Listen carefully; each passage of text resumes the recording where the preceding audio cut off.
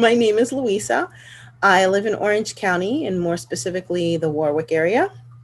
I am originally from the Bronx and from Westchester. Grew up in both places, went to college in Westchester and law school in Newark, New Jersey. And currently, I am a practicing attorney. I started my career as a social worker slash caseworker, working with children who were victims of abuse and neglect. Eventually, I started working with victims of domestic violence in Westchester, and then actually started practicing law and have worked with legal services and in two separate occasions, and was a former assistant district attorney for Orange County, where I specialized in misdemeanor domestic violence and sex abuse cases. Currently, I work for a legal services agency, and I am a managing attorney working with a family justice center where I represent only victims of domestic violence in family law cases, including restraining orders, matrimonial cases, custody, and child support.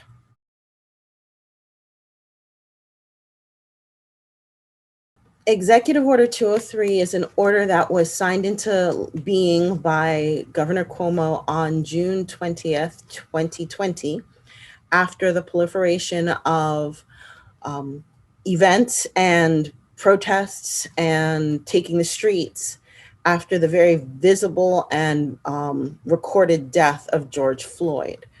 Throughout New York State and actually throughout the country and the world, people took to the streets declaring that Black Lives Matter and police brutality needed to end once and for all.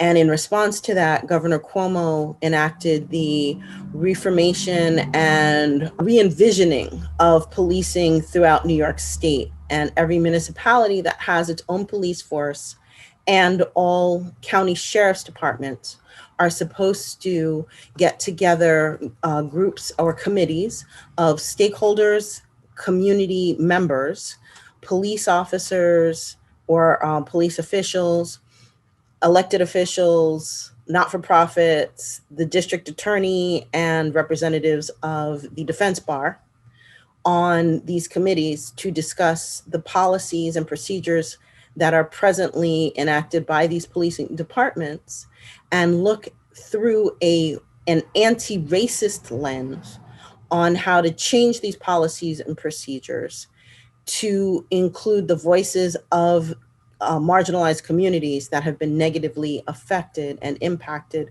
by policing throughout New York State and throughout the history of our country, really. The mid Hudson Valley is very unique in the fact that we are so mushed together that literally you can move from one jurisdiction to another, one municipality to another, one county to another without even thinking twice. And what's been happening throughout the Mid Hudson Valley is these executive order committees have not been taken seriously.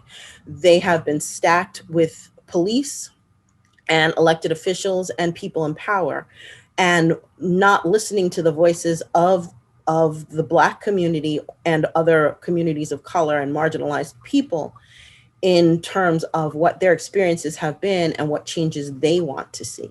So I've been trying to collaborate with groups and individuals who have been doing work in their own individual communities to try and join us together to work on how to get Executive Order 203 complied with. We only have until April 1st under the legislation.